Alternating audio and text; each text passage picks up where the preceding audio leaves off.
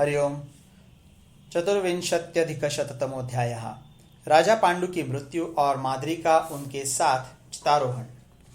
वैशंपायन जी कहते हैं, जन्मेजय, उस महान वन में रमणीय पर्वत शिखर पर महाराज पांडु उन 5 दर्शनीय पुत्रों को देखते हुए अपने बाहुबल के सहारे प्रसन्नता पूर्वक निवास करने लगे। एक दिन की बात है, बुद्धिमान अर्जुन का 14वां वर्ष पूरा हुआ था। उनकी जन्मतिथि को उत्तरा फाल्गुनी नक्षत्र में ब्राह्मण लोगों ने स्वस्ति वाचन प्रारंभ किया। उस समय कुंती देवी को महाराज पांडु की देखभाल का ध्यान न रहा। वे ब्राह्मणों को भोजन कराने में लग गईं। पुरोहित के साथ स्वयं ही उनको रसोई परोसने लगी। इसी समय काम मोहित पांडु माद्री को बुलाकर अपने साथ ले गए। उस समय चैत्र और वैशाख के महीनों की संधि का समय था। समूचा वन भांति भांति के सुंदर पुष्पों से अलंकृत हो अपनी अनुपम शोभा से समस्त प्राणियों को मोहित कर रहा था। राजा पांडु अपनी छोटी रानी के साथ वन में विचरने लगे। पलाश, तिलक, आम, चंपा, पारिभद्रक तथा और भी बहुत से वृक्ष फल फूलों की समृद्धि से भरे हुए थे, जो उस वन की शोभा बढ़ा रहे थे। नाना प्रकार के जलाशयों तथा कमलों से सुशोभित उस वन की मनोहर छटा देखकर राजा पांडु के मन में काम का संचार हो गया। वे मन में हर्षोल्लास भरकर देवता की भांति वहां विचर रहे थे। उस समय माद्री सुंदर वस्त्र पहने अकेली उनके पीछे पीछे जा रही थी। वह युवावस्था से युक्त थी और उसके शरीर पर झीनी झीनी साड़ी सुशोभित थी। उसकी ओर देखते ही पांडु के मन में कामना की आग जल उठी, मानो घने वन में दावाग्नि प्रज्वलित हो उठी हो। एकांत प्रदेश में कमल नयनी माद्री को अकेली देखकर राजा काम का वेग रोक न सके। वे पूर्णतः कामदेव के अधीन हो गए थे।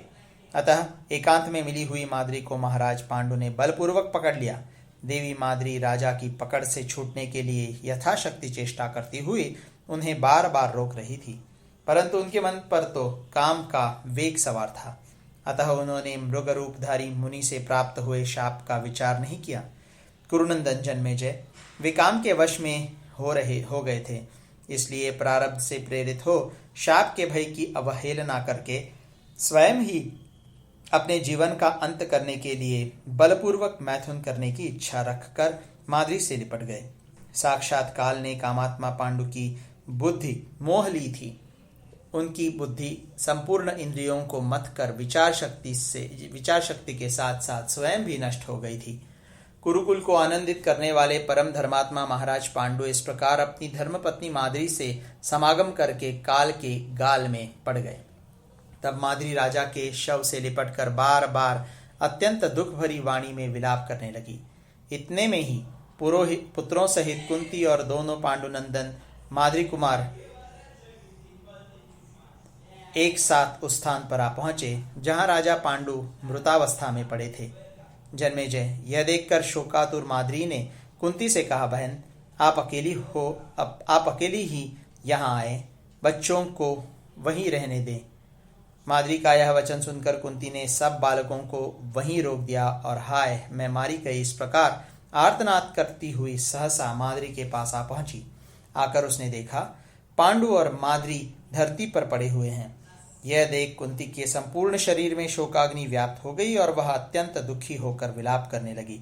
माद्री, मैं सदा वीर एवं जितेंद्रिय महाराज की रक्षा करती आ रही थी। उन्होंने मृग के शाप की बात जानते हुए भी तुम्हारे साथ बलपूर्वक समागम कैसे किया? माद्री, तुम्हें तो महाराज की रक्षा करनी चाहिए थी। तुमने एकांत में उन्हें लुभाया क्यों? वे तो उस शाप का चिंतन करते हुए सदा दीन और उदास बने रहते थे। फिर तुझको एकांत में पाकर उनके मन में कामजनित हर्ष कैसे उत्पन्न हुआ? बालिक राजकुमारी, तुम धन्य हो, मुझसे बड़भागिनी हो, क्योंकि तुमने हर्षोल्लास से भरे हुए महाराज के मुखचंद्र का दर्शन किया है। माद्री बोली, महारानी, मैंने रोते बिलखते बार बार महाराज को रोकने की चेष्टा की, परंतु वे तो उस शापजनित दुर्भाग्य को मोह के कारण मानो सत्य करना चाहते थे, इसलिए अपने आप को रोक न सके। वैशंपायन जी कहते हैं, जन्मेजय, माद्री का यह वचन सुनकर कुंती शोकाग्नि से संतप्त हो जड़ से कटे हुए वृक्ष की भांति सहसा पृथ्वी पर गिर पड़ी और गिरते ही मूर्छा आ जाने के कारण निश्चेष्ट पड़ी रही, हिलडुल भी न सकी। वह मूर्छावश अचेत हो गई थी। माद्री ने उसे उठाया और कहा, बहन आइए आइए। यों कहकर उसने कुंती को कुरुराज पांडु का दर्शन कराया। कुंती उठकर पुनः महाराज पांडु के चरणों में गिर पड़ी। महाराज के मुख पर मुस्कुराहट थी और ऐसा जान पड़ता था मानो वे अभी अभी कोई बात कहने जा रहे हैं। इस प्रकार उस समय मोहवश उन्हें हृदय से लगाकर कुंती विलाप करने लगी। उनकी सारी इंद्रियां व्याकुल हो गई थीं। इसी प्रकार माद्री भी राजा का आलिंगन करके करुण विलाप करने लगी। इस प्रकार मृत्युशैया पर पड़े हुए पांडु के पास चारणों सहित सभी ऋषि मुनि जुट आए और शोकवश आंसू बहाने लगे। अस्ताचल को पहुंचे हुए सूर्य तथा एकदम सूखे हुए समुद्र की भांति नरश्रेष्ठ पांडु को देखकर सभी महर्षि शोकमग्न हो गए। उस समय ऋषियों को तथा पांडुपुत्रों को समान रूप से शोक का अनुभव हो रहा था। ब्राह्मणों ने पांडु की दोनों सती साध्वी रानियों को समझा बुझाकर बहुत आश्वासन दिया, तो भी उनका विलाप बंद नहीं हुआ। कुंती बोली, हाँ महाराज, आप हम दोनों को कैसे सौंप कर स्वर्गलोक में जा रहे हैं। हाय, मैं कितनी भाग्यहीना हूँ मेरे राजा। आप किस लिए अकेली माद्री से मिलकर सहसा काल के गाल में चले गए। मेरा भाग्य नष्ट हो जाने के कारण ही आज यह दिन देखना पड़ा है। प्रजानाथ, युधिष्ठिर, भीमसेन, अर्जुन तथा नकुल सहदेव, इन प्यारे पुत्रों को किसके जिम्मे छोड़कर आप चले गए। भारत, निश्चय ही देवता आपका अभिनंदन करते होंगे, क्योंकि आपने ब्राह्मणों की मंडली में रहकर कठोर तपस्या की है। अजामीढ़ कुलनंदन, आपके पूर्वजों ने पुण्य कर्मों द्वारा जिस गति को प्राप्त किया है, उसी शुभ स्वर्गीय गति को आप हम दोनों पत्नियों के साथ प्राप्त करेंगे। वैशंपायन जी कहते हैं, जन्मेजय, इस प्रकार अत्यंत विलाप करके कुंती और माद्री दोनों अचेत हो पृथ्वी पर गिर पड़ी। युधिष्ठिर आदि सभी पांडव वेद विद्या में पारंगत हो चुके थे। वे भी पिता के समीप आकर संज्ञा शून्य हो पृथ्वी पर गिर पड़े। सभी पांडव पांडु के चरणों को हृदय से लगाकर विलाप करने लगे। कुंती ने कहा, माद्री, मैं इनकी ज्येष्ठ धर्मपत्नी हूँ, अतः धर्म के ज्येष्ठ फल पर भी मेरा ही अधिकार है। जो अवश्यंभावी बात है उससे मुझे मत रोको। मैं मृत्यु के वश में पड़े हुए अपने स्वामी का अनुगमन करूंगी। तब तुम इन्हें छोड़कर उठो और इन बच्चों का पालन करो। पुत्रों को पाकर मेरा लौकिक मनोरथ पूर्ण हो चुका है। अब मैं पति के साथ दग्ध होकर वीर पत्नी का पद पाना चाहती हूँ। माद्री बोली, रणभूमि से कभी पीठ न दिखाने वाले अपने पतिदेव के साथ मैं ही जाऊंगी, क्योंकि उनके साथ होने वाले काम भोग से मैं तृप्त नहीं हो सकी हूँ। आप बड़ी बहन हैं, इसलिए मुझे आपको आज्ञा प्रदान करनी चाहिए। ये भरत श्रेष्ठ मेरे पति आसक्त हो मुझसे समागम करके मृत्यु को प्राप्त हुए हैं, अतः मुझे किसी प्रकार परलोक में पहुंचकर उनकी उस काम वासना की निवृत्ति करनी चाहिए। आर्य, मैं आपके पुत्रों के साथ अपने सगे पुत्रों की भांति बर्ताव नहीं कर सकूंगी। उस दशा में मुझे पाप लगेगा। अतः आप ही जीवित रहकर मेरे पुत्रों का भी अपने पुत्रों के समान ही पालन कीजिएगा। इसके सिवा ये महाराज मेरी ही कामना रखकर मृत्यु के अधीन हुए हैं। वैशंपायन जी कहते हैं, तदनंतर तपस्वी ऋषियों ने सत्य पराक्रमी पांडवों को धीरज बंधाकर कुंती और माद्री को भी आश्वासन देते हुए कहा, सुभगे, तुम दोनों के पुत्र अभी बालक हैं, अतः तुम्हें किसी प्रकार देह त्याग नहीं करना चाहिए। हम लोग शत्रुदमन पांडवों को कौरव राष्ट्र की राजधानी में पहुंचा देंगे। राजा धृतराष्ट्र अधर्ममय धन के लिए लोभ रखता है, अतः वह कभी पांडवों के साथ यथायोग्य बर्ताव नहीं कर सकता।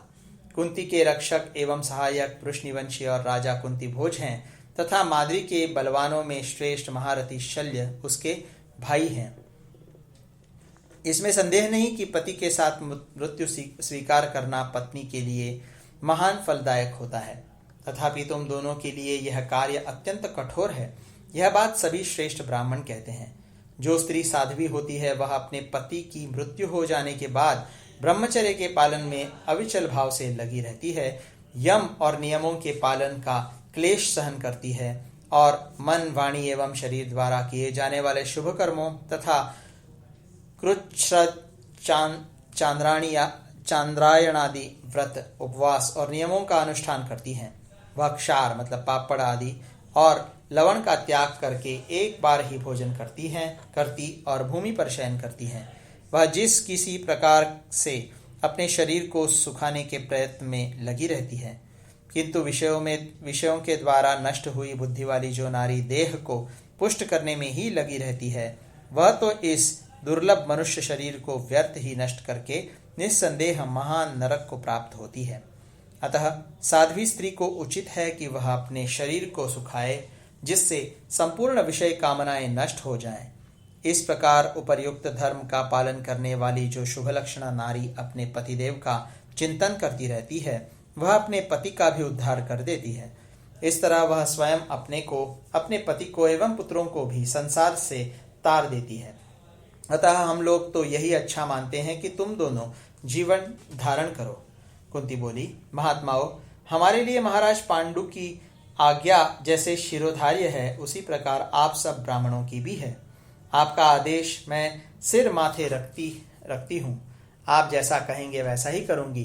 पूज्यपाद विप्रगण जैसा कहते हैं, उसी को मैं अपने पति, पुत्रों तथा अपने आप के लिए भी परम कल्याणकारी समझती हूँ। इसमें तनिक भी संशय नहीं है। माद्री ने कहा, कुंती देवी सभी पुत्रों के योगक्षेम के निर्वाह में, पालन पोषण में समर्थ हैं। कोई भी स्त्री, चाहे वह अरुंधति ही क्यों न हो, बुद्धि में इनकी समानता नहीं कर सकती। वृष्णिवंश के लोग तथा महाराज कुंती भोज भी कुंती के रक्षक एवं सहायक हैं। बहन, पुत्रों के पालन पोषण की शक्ति जैसी आप में है, वैसी मुझ में नहीं है। अतः मैं पति का ही अनुगमन करना चाहती हूँ। पति के सहयोग सुख से मेरी तृप्ति भी नहीं हुई है। अतः आप बड़ी महारानी से मेरी प्रार्थना है कि मुझे पतिलोक में जाने की आज्ञा दें। मैं वही धर्मज्ञ, कृतज्ञ, सत्य प्रतिज्ञ और बुद्धिमान पति के चरणों की सेवा करूंगी। आर्ये, आप मेरी इस इच्छा का अनुमोदन करें। वैशंपायन जी कहते हैं, महाराज, यों कहकर मद्र देश की राजकुमारी सती साध्वी माद्री ने कुंती को प्रणाम करके अपने दोनों जुड़वे पुत्र उन्हीं को सौंप दिए। तत्पश्चात उसने महर्षियों को मस्तक नवाकर पांडवों को हृदय से लगा लिया और बारंबार कुंती के साथ अपने पुत्रों के मस्तक सूंघकर युधिष्ठिर का हाथ पकड़कर कहा। माद्री बोली, बच्चों, कुंती देवी ही तुम सबों की असली माता है। मैं तो केवल दूध पिलाने वाली धाय थी। तुम्हारे पिता तो मर गए, अब बड़े भैया युधिष्ठिर ही धर्मतः तुम चारों भाइयों के पिता हैं। तुम सब बड़े बूढ़ों गुरुजनों की सेवा में संलग्न रहना और सत्य एवं धर्म के पालन से कभी मुंह न मोड़ना। ऐसा करने वाले लोग कभी नष्ट नहीं होते और न कभी उनकी पराजय ही होती है। अतः तुम सब भाई आलस्य छोड़कर गुरुजनों की सेवा में तत्पर रहना। वैशंपायन जी ने कहा, राजन, तत्पश्चात माद्री ने ऋषियों तथा कुंती को बारंबार नमस्कार करके क्लेश से क्लांत होकर कुंती देवी से दीनतापूर्वक कहा, वृष्णि कुरनंदिनी, आप धन्य हैं। आपकी समानता करने वाली दूसरी कोई स्त्री नहीं है, क्योंकि आपको इन अमित तेजस्वी तथा यशस्वी पांचों पुत्रों के बल, पराक्रम, तेज, योग बल तथा महात्म्य देखने का सौभाग्य प्राप्त होगा। मैंने स्वर्गलोक में जाने की इच्छा रखकर इन महर्षियों के समीप जो यह बात कही है, वह कदापि मिथ्या न हो। देवी, आप मेरी गुरु, वंदनीया तथा पूजनीया हैं। अवस्था में बड़ी तथा गुणों में भी श्रेष्ठ हैं। समस्त नैसर्गिक सद्गुण आपकी शोभा बढ़ाते हैं। यादव नंदिनी, अब मैं आपकी आज्ञा चाहती हूँ।